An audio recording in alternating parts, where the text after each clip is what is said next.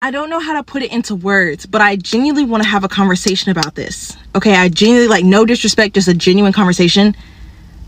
With everything going on right now, especially in America, there's a lot of civil unrest. It's almost to the point where it's like a boiling point, where it's about to pop, where it's about to burst.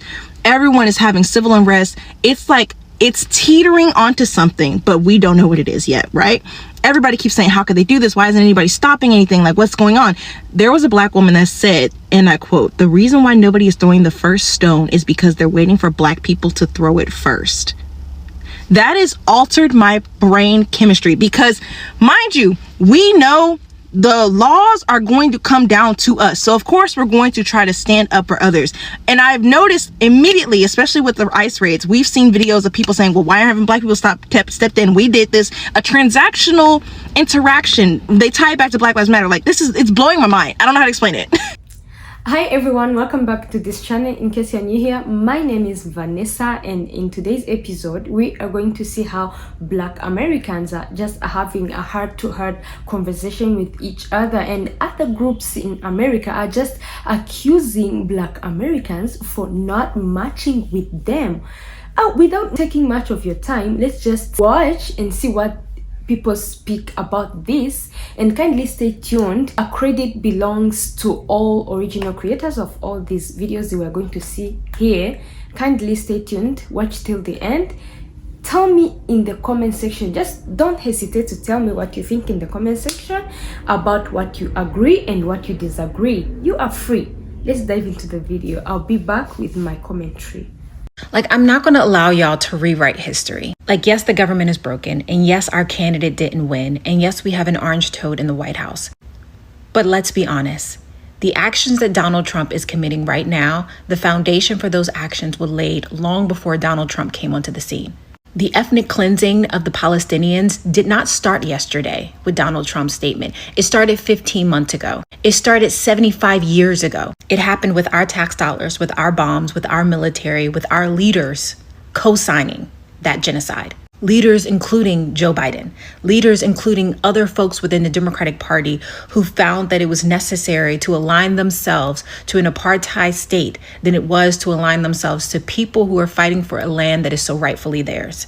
Calling for a ceasefire is both admirable, brave, and the necessary thing to do, but it is not the same thing as stopping an ethnic cleansing that only could have happened with our political, financial, and military support. And blaming third-party voters for that ethnic cleansing is wrong. Blaming Palestinians for that ethnic cleansing is wrong. Even if third-party voters fell in line and voted for Kamala, she still would have lost.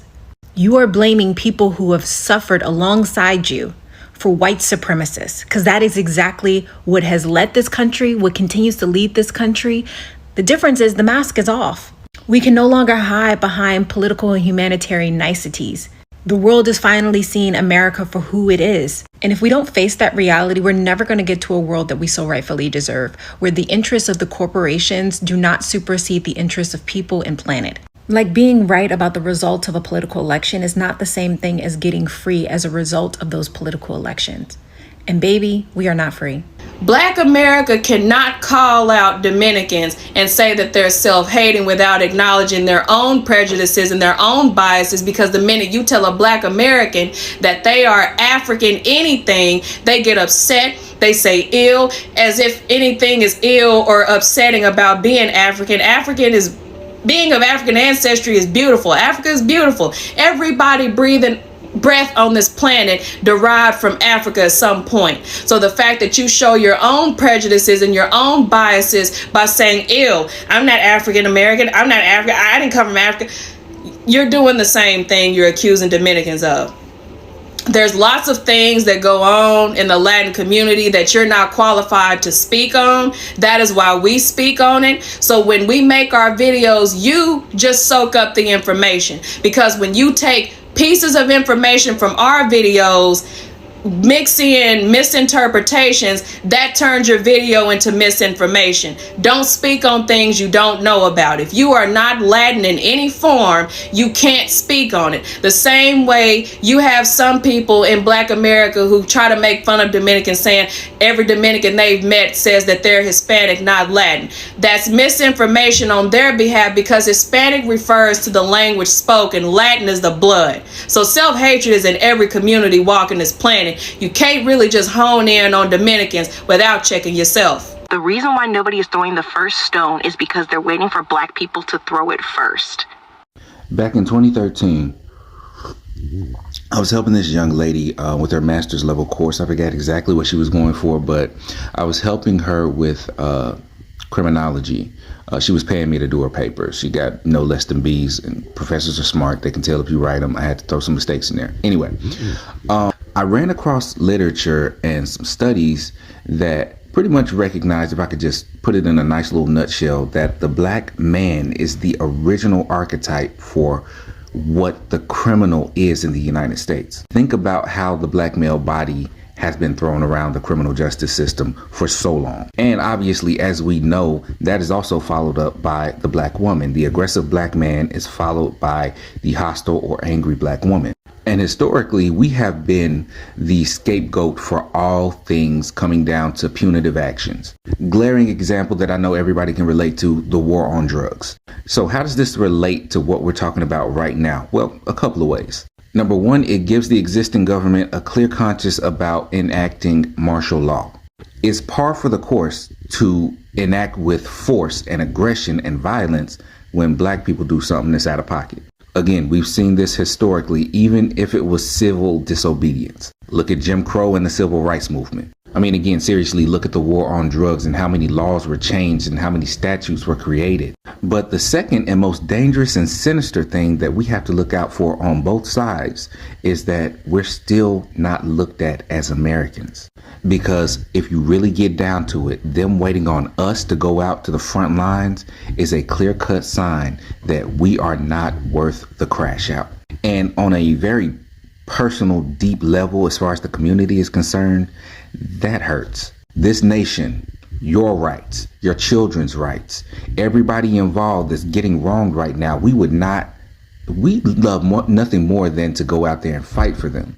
But knowing that y'all don't fight for our children, our women, our men, our institutions, our culture, knowing that you don't fight like we fight for you, absolutely not. That's why this time around, it has to be white people that push the button. All right? You're going to have to fight for Americans, and Americans includes Black people, Hispanic people, Asian and Pacific Islander. White people are going to have to be the ones that free themselves from whiteness. And that's just the end of the story. For all the people on my For You page talking about y'all gotta get rid of the Yahtzees and shit like that, y'all the ones who voted for that man. I don't want y'all to be confused. To my Black folks, I don't want y'all to be confused at all.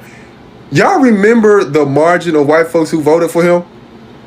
These are the people, all the people that's on here trying to play in our face like they was so with us and all that shit. Yo, they is online talking about something, we gotta uphold the Constitution. Y'all voted for the dude. Like, I keep seeing video after video after video, and I'm confused. Like, do you think we stupid?